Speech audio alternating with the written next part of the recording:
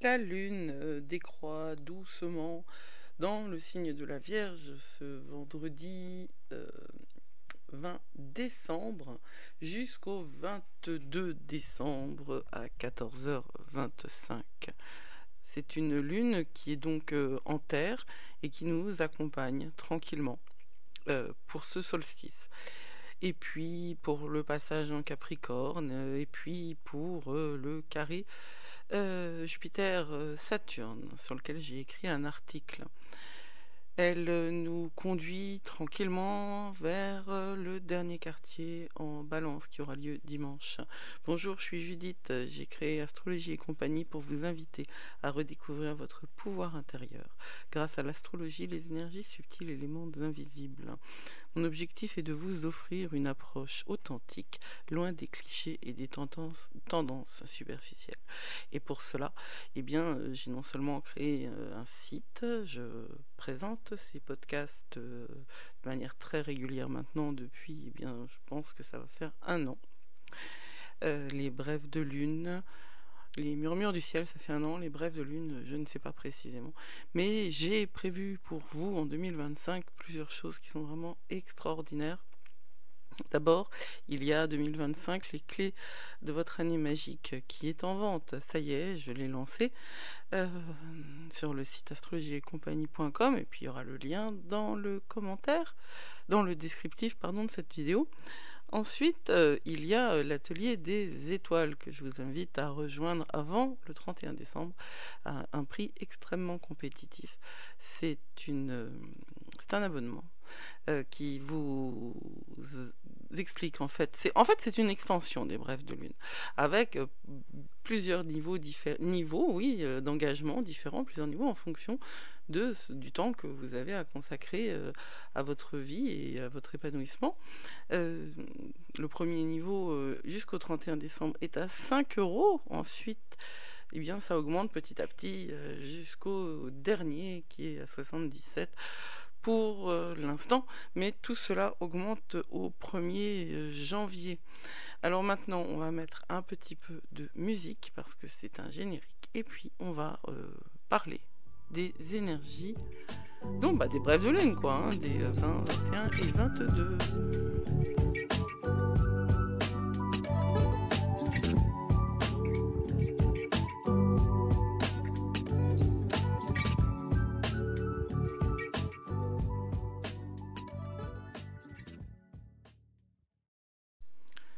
Vous l'entendez certainement, j'ai pas échappé à la grippe. Voilà. Elle a touché tout le monde chez moi. J'ai fait bien des choses pour l'éviter, mais à la fin, elle m'a rattrapée. Le fait est que je suis extrêmement fatiguée, évidemment, que j'ai énormément travaillé, et puis que personnellement, il y a des choses qui se passent qui font que, il y a un moment où on lâche parce que je me repose pas assez, tout simplement, que je suis un projecteur en design humain et que les projecteurs ont tendance à charger la mule, alors que parfois elle a juste besoin de rester à l'écurie.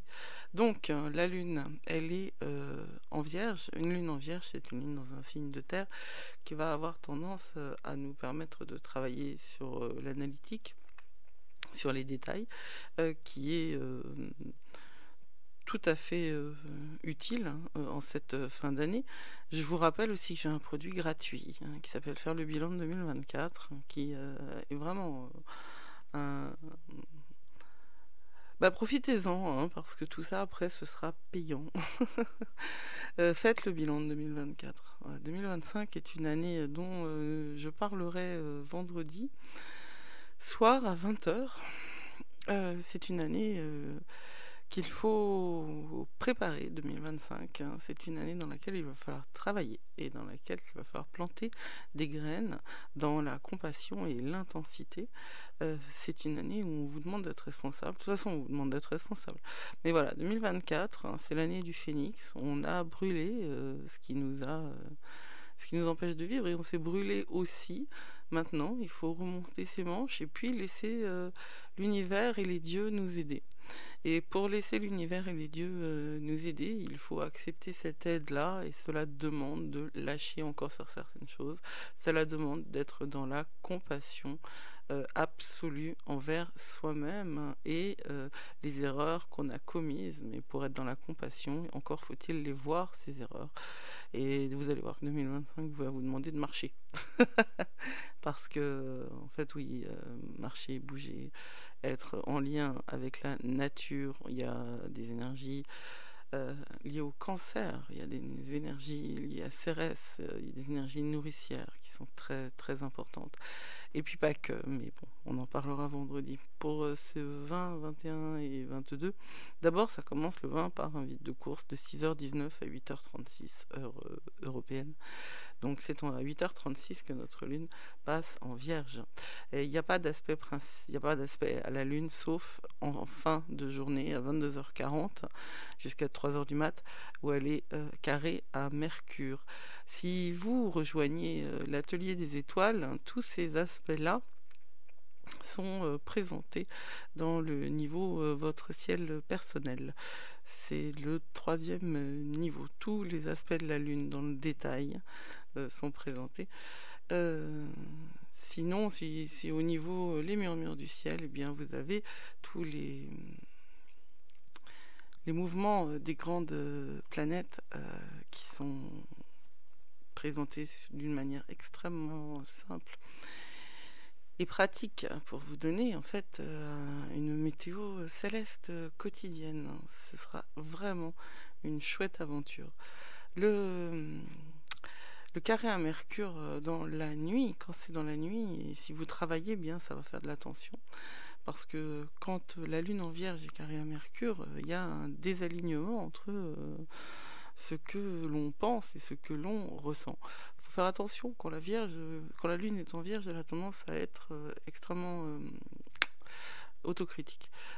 Donc, faites attention. C'est vraiment le genre de truc où il ne faut pas croire ce qu'on nous dit à l'intérieur, c'est-à-dire quand vous vous dites que vous êtes nul, il y a des chances pour que ce soit faux. Parfois, c'est vrai, hein, parfois on déconne, mais globalement, il y a des chances pour que ce soit faux. L'énergie générale qui va irriguer ces 3 jours, elle est duelle. Elle est paradoxale. Parce qu'on a le carré Jupiter-Saturne du 19 au 30 décembre. J'ai écrit un article là-dessus, parce que c'est un des 3... c'est le premier de trois carrés, on va dire. Qui mettent en tension en nous tout ce qui va avoir envie de grandir, et Jupiter est rétrograde en Gémeaux, donc c'est en termes de rationalité et de pensée, et Saturne est en Poisson, donc et tout ce qui va être de la contrainte, et Saturne est en Poisson, et Saturne en Poisson, elle nous contraint et elle nous apprend les limites personnelles, la responsabilité et notre relation à la dimension transcendantale que nous avons obligatoirement. C'est très intéressant ce carré parce que en fait il y a un paradoxe inhérent puisque Jupiter est rétrograde, donc la planète loupe, elle est intérieure, et Saturne qui pose des limites est dans un signe qui n'en a pas. Et je serais très curieuse de voir ce que ça va donner, ce carré qui a déjà commencé le 19, et qui n'est pas de très bon augure sur le plan international, mais moi je me mêle pas de ces affaires-là. On verra ce que ça va donner sur le plan international. Je vois ça au fait comme quelque chose parce que les Gémeaux c'est le vent, c'est l'air. J'ai pensé que Shipdo était à Mayotte était un événement précurseur, non, mais qui avance, qui est en avant en fait, qui rappelle, parce que pour moi ces grands mouvements là, j'ai énormément de mal à les voir à l'intérieur d'un timing extrêmement précis. C'est pas du tout comme ça que je vois l'astrologie. Et je sais que la plupart des astrologues sont dans un kairos, dans une recherche du timing, du degré précis, et qui travaillent sur les minutes. Et je le comprends bien, je l'ai appris, etc. Simplement, mon esprit a choisi en fait d'aller vers une astrologie qui fonctionne de manière bien plus fluide. Tout simplement parce que, je pense que le temps est une illusion dont on a besoin. Je le dis tout le temps, mais je le répéterai encore. Einstein lui-même le disait. que le temps est une illusion nécessaire, mais une illusion tenace, mais une illusion tout de même, hein. Je pense que le temps est cyclique.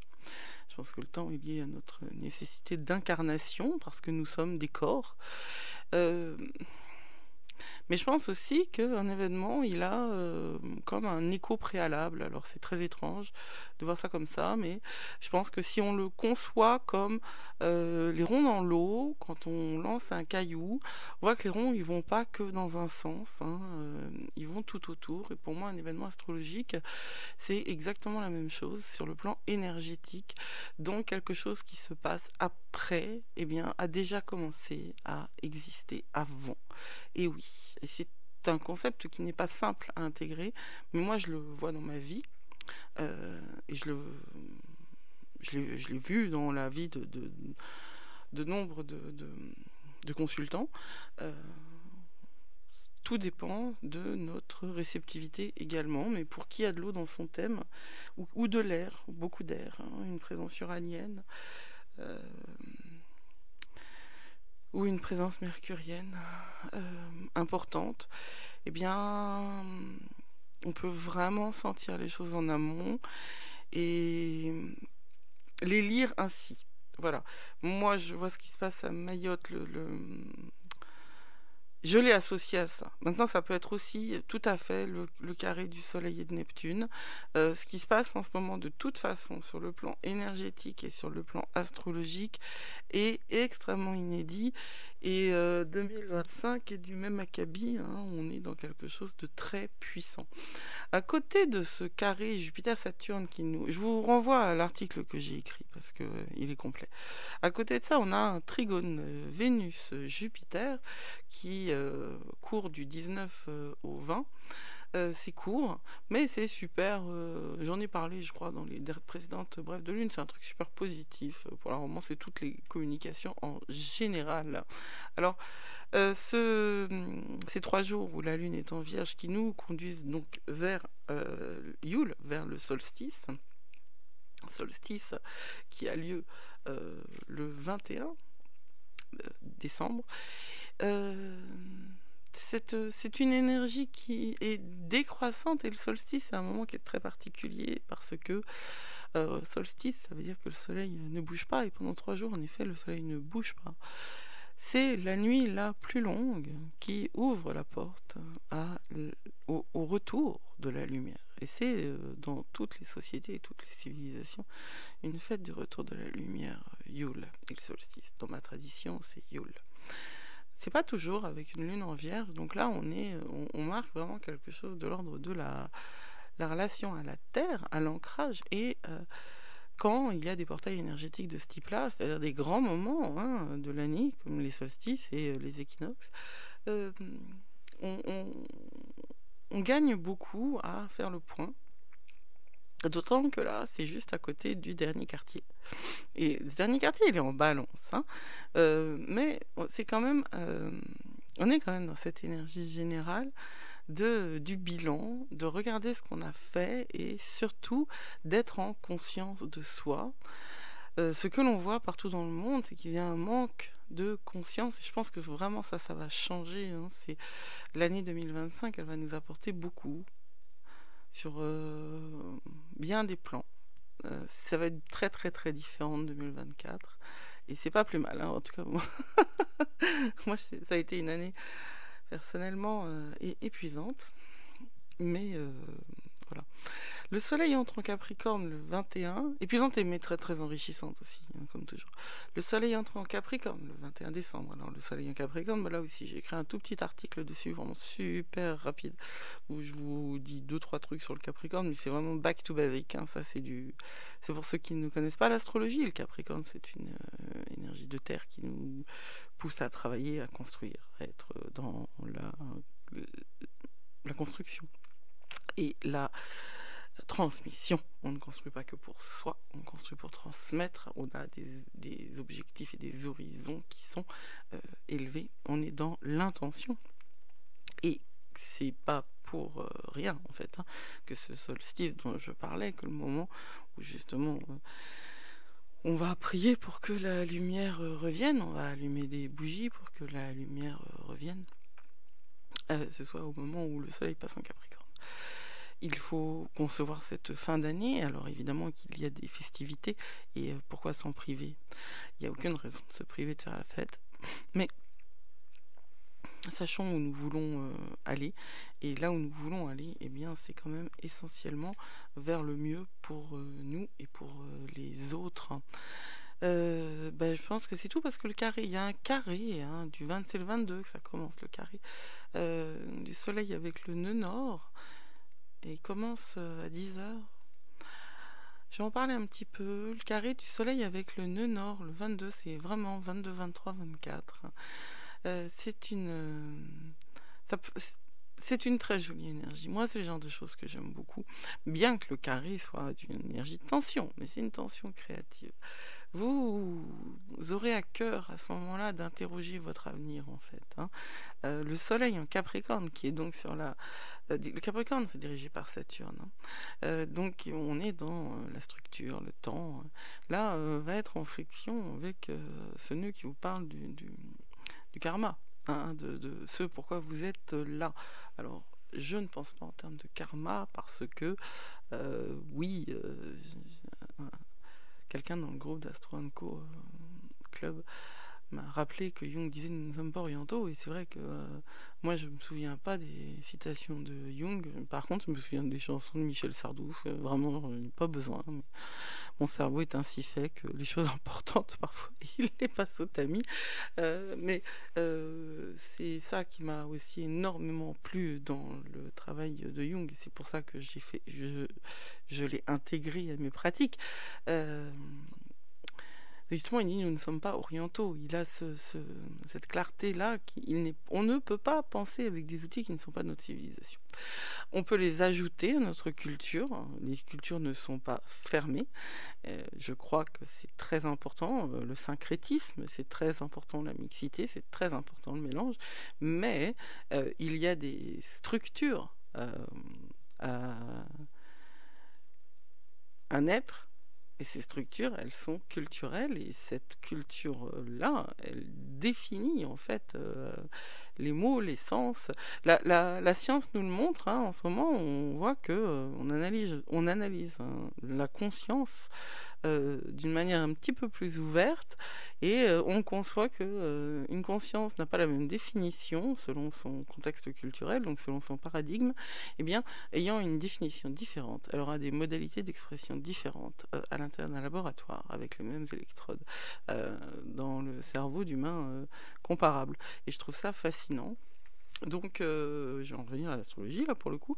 Le soleil carré au nœud nord, on peut être stimulé et être dans l'action créative, parce que, en fait, on va rencontrer très, très certainement des obstacles, mais on peut aussi avoir la tentation de se replier dans le doute. Je dis, le doute est l'ombre de soi-même. Je le dis, ce karma, c'est votre chemin. Hein, c'est pas le karma au sens où on le comprend assez mal, d'ailleurs, parce que... le karma sans le dharma, c'est incompréhensible, et la manière dont l'Occident transmet cette image de karma, elle n'est pas très très juste.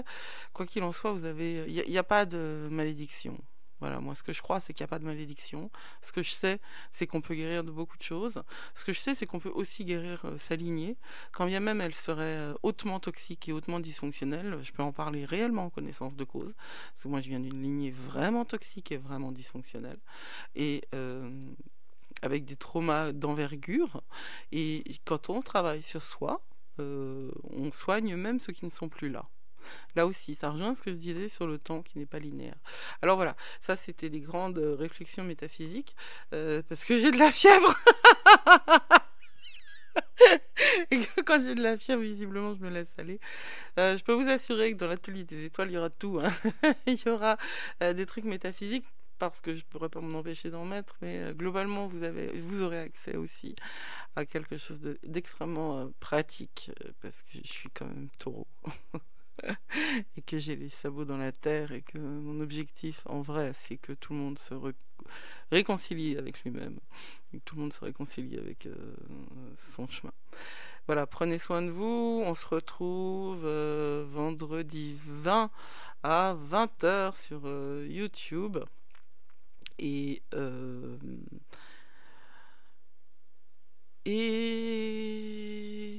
allez sur astrologiecompagnie.com. Vous pouvez donc vous procurer 2025 les clés de votre année magique, qui est plus de 130 pages de ressources en tout genre. Il y a même moyen de, même si vous ne connaissez rien à l'astrologie, même si vous connaissez même pas votre thème, eh ben moi j'ai une méthode pour vous aider à savoir quel domaine va être impacté cette année-là de 2025. Et puis vous pourrez aussi vous préinscrire, ou même vous inscrire quoi, simplement. Là il y a tous les liens pour commencer à être inscrit donc sur l'atelier des étoiles.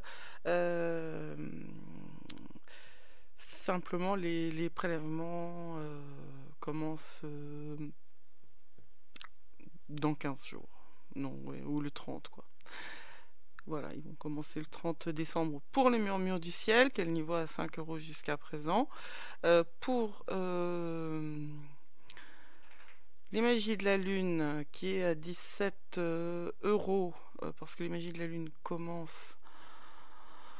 Oh, je me souviens plus. Avec la pleine lune en Verseau. Parce que la nouvelle lune en Verseau, je ne sais plus. Bon, je referai de toute façon. Voilà. Mais quoi qu'il en soit, vous ne payez rien maintenant. Vous êtes inscrit et vous paierez quand les documents seront accessibles. Évidemment, les documents, les cours, etc. Prenez soin de vous et n'oubliez pas que vous êtes plus fort que vous croyez. Blessed be.